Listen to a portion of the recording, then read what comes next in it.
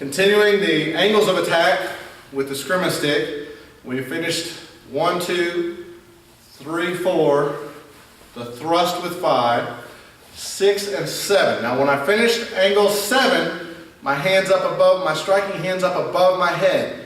The next thing, the most natural thing for me to do from there is to come back down. So numbers 8 and 9, continue on going on with that. That's what I want to practice these strikes in this order for, because it kind of teaches me again economy of motion, right? So I finish over here. What's the next most common thing I can do? I can do that, or I can twist and come this way.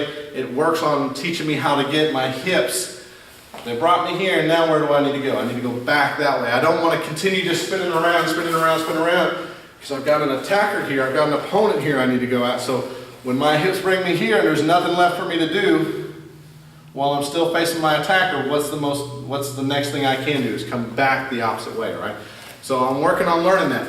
So move number 7, strike 7, angle 7, finish up here. Number 8 brings it straight down. I'm not worrying about angles anymore, 45-degree angles. I'm going straight down on top of their head.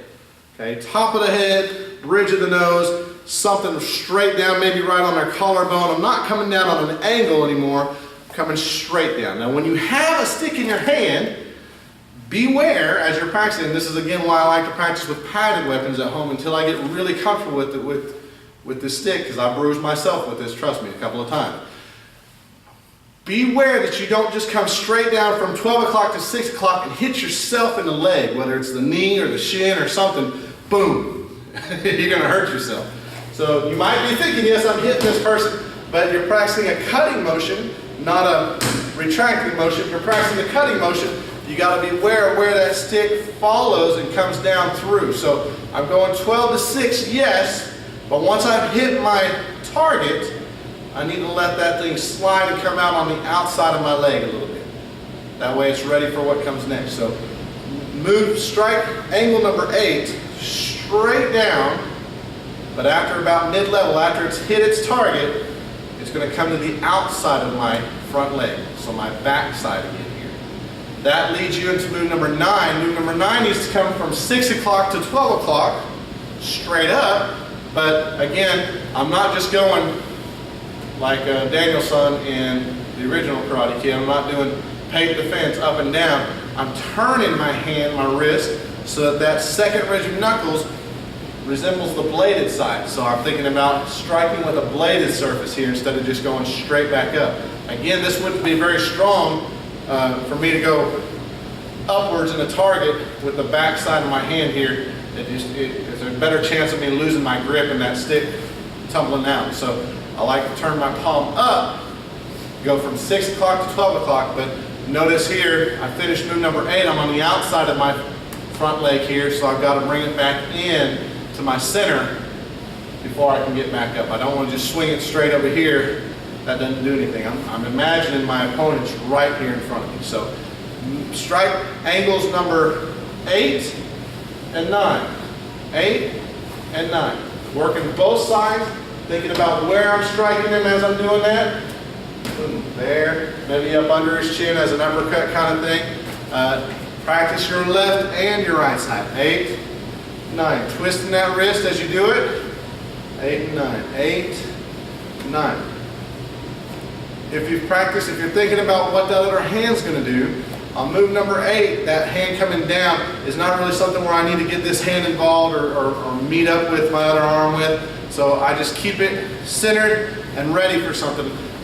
Mainly because as I finish that strike and bring it to the outside of my front leg, then my hips turn, exposing this area right here. So I like to have this hand ready for something.